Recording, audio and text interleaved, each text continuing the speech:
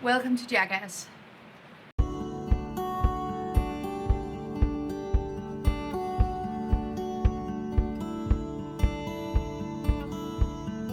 Tomorrow is the 1st of February, which is my birthday. So I've invited some of my friends over for a Bridgerton watch party, slumber party, eating food, having a good time, making drinks, drinking champagne, birthday, slumber party bash. Wow, that's a lot of words to describe that we're just gonna have a good time. I'm turning 32, which means that is what I want to do on my birthday. It's honestly just, it's all I want to do. I'm making a tiramisu with a twist.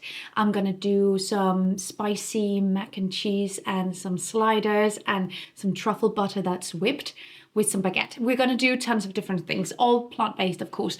And then I have a surprise for them. I have also planned an escape room in the house. And none of them know. And I don't know how well they're gonna react to it. I'm so excited.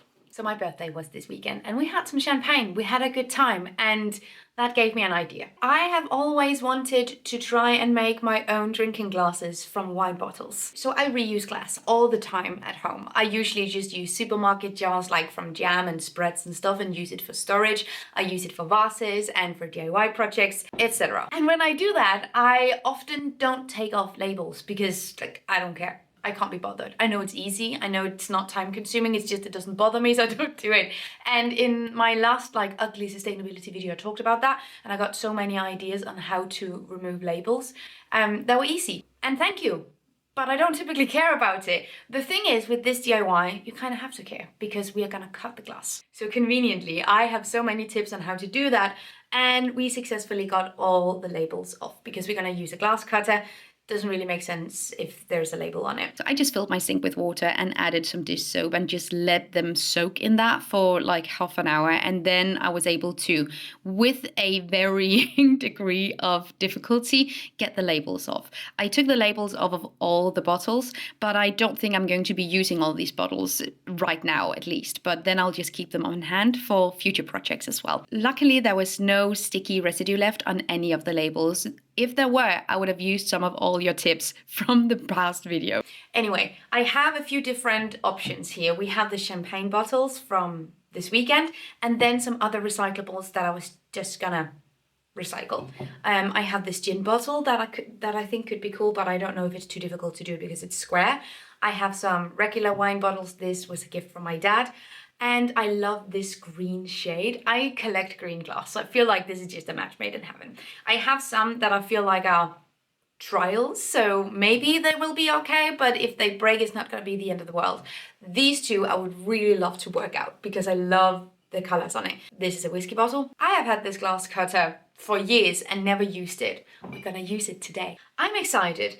Don't mind the mess in the background. My idea is that we're gonna take the cutter, I'm gonna tape it to this thing that doesn't move, which I think is a good idea. And then I have my books that's gonna give me the perfect height. And then we're just gonna turn the bottle around. Instead of trying to get a straight line, which I think will be wonky really easily, I think this is the solution. So we're gonna tape it. We're gonna tape it, no problem.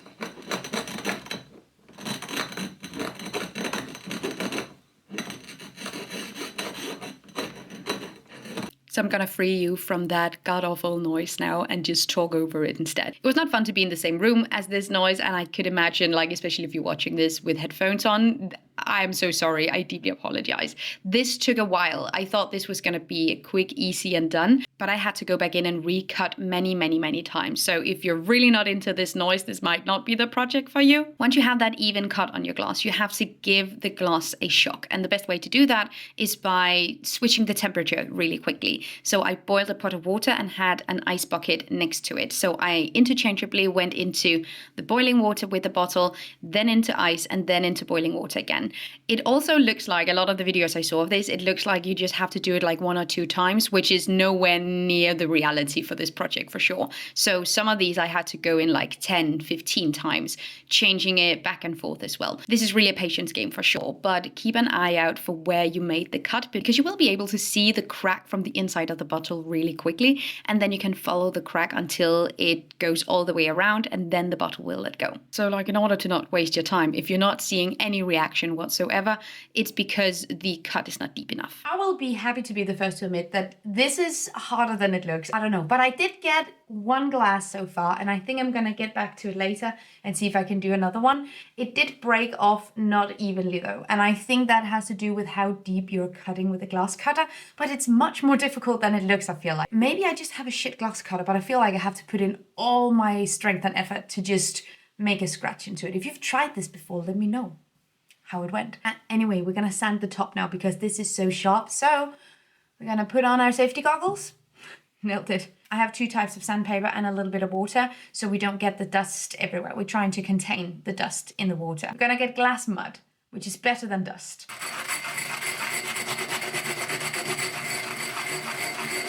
Perhaps you're thinking, isn't this a good time to wear gloves? Yeah, it would have been a great time to wear gloves, and I only did that way too late after I realized, well, glass mud might not be the best thing to get under your nails.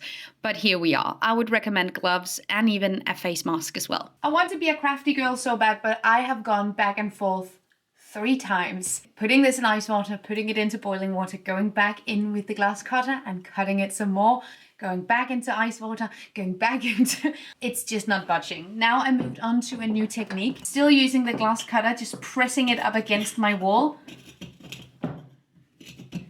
And just using violence, being very aware of the fact that I'm working with glass, so this could go wrong. We're gonna give this one last shot. And if this doesn't work, we're gonna go outside with a hammer. I want this glass. Every single video I've seen of people doing this, they've been so nonchalant about it. Just la la la la. There's no la la la. There's no la la la. This is difficult. One more time. One more time. We're gonna try this one more time. Okay, she's cold. The way I kept saying this is going to be my last attempt, and then I kept going back in over and over, but I was really determined to make this happen. And you will know I also succeeded.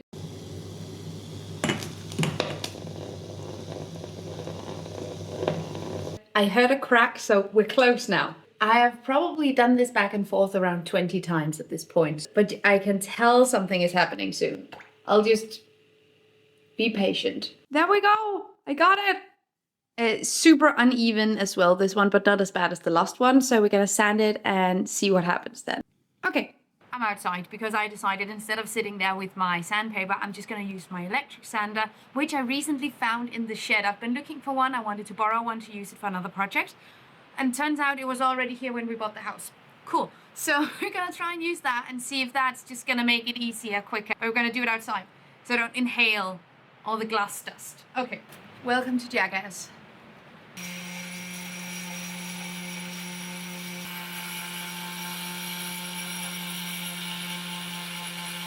I mean, like, for someone who did this for the first time today, I feel like it went pretty okay. I have 2 drinking glasses. I didn't break any of them more than I needed to break them. And they're unique. Unique being another way of saying that they are, in fact, faulty, uneven, and less perfect than I would have imagined them being. But that's a part of it. It's okay too. This was the first time that I did this, so I think I'll definitely try to do this some other time. I mean, here we have them. I sanded them both manually and with the sander. The sander definitely helped a lot. So they are technically okay to drink from, like they're not sharp anywhere, which is great.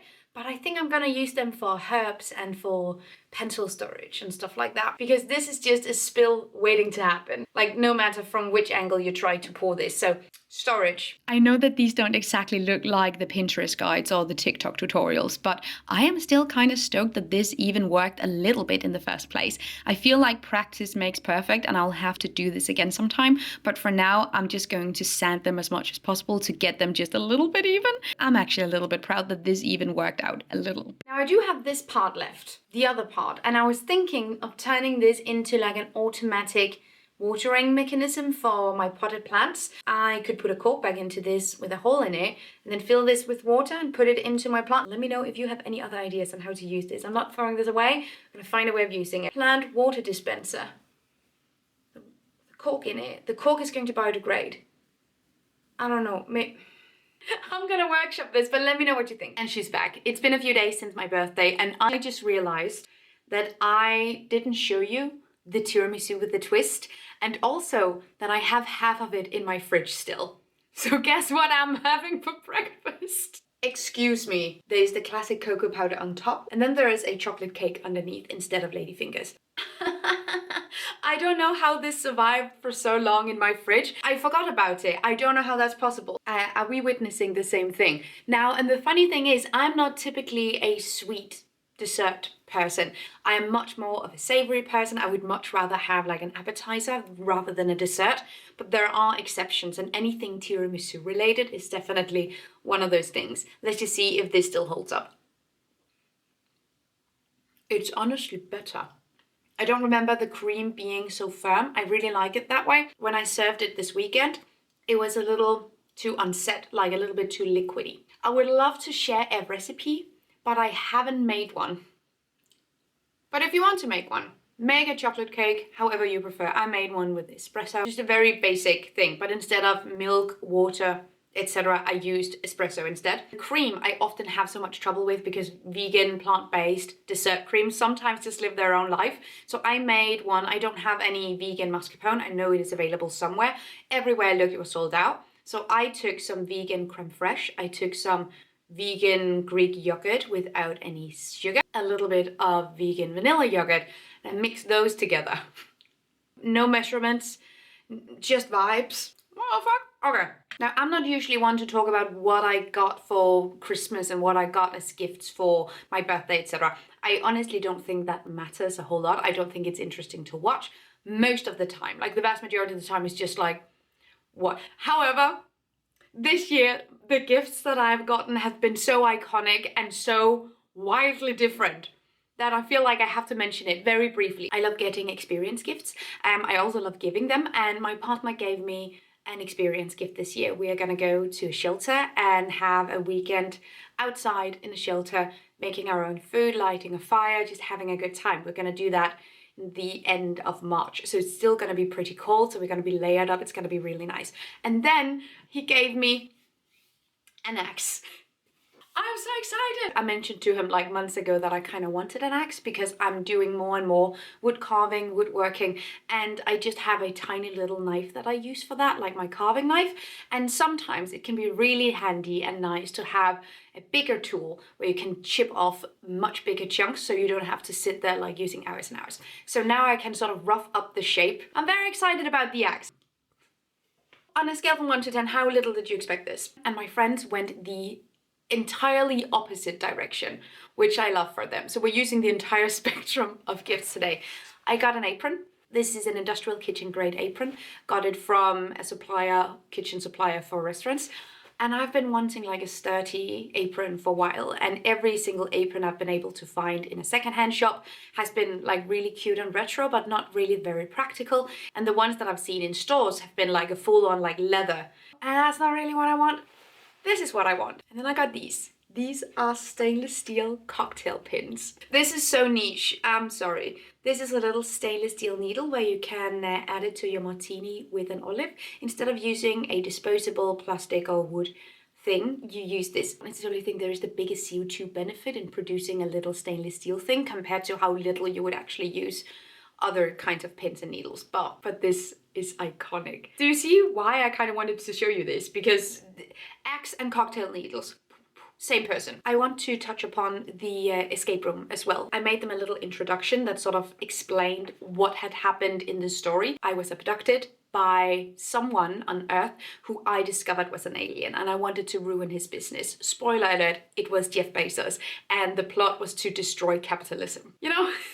And they had to activate a transmission code to get me back down to Earth. And the way that they did that was that they had to find specific numbers hidden in riddles throughout the house. One of the riddles that I was very excited about was this one with Giants, where I had some liquids that were all colored black with charcoal in these cups. And underneath I taped a little picture of the next clue. And when you put them all together, it would say "Tiger, tiger, burning bright," which is a William Blake poem, which I have in my living room. So they had to go there the next. But they had to drink all these things that were completely black. It looked like paint. It was very, very fun. It was like oat cocoa. It was like a lychee soda. There was also just a straight up like oat cream and some cold coffee. I'm so sorry for putting my friends through this, but also not really. These were the clues I've hidden all around the house. This says tread lightly, WB, which refers to William Butler Yeats.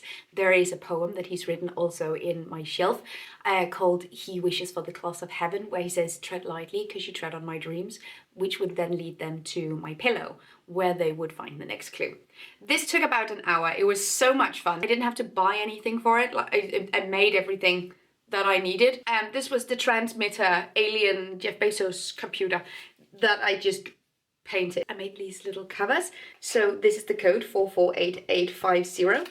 And when they had to unlock it, I placed them like this, and then you can take it off to see if they were right.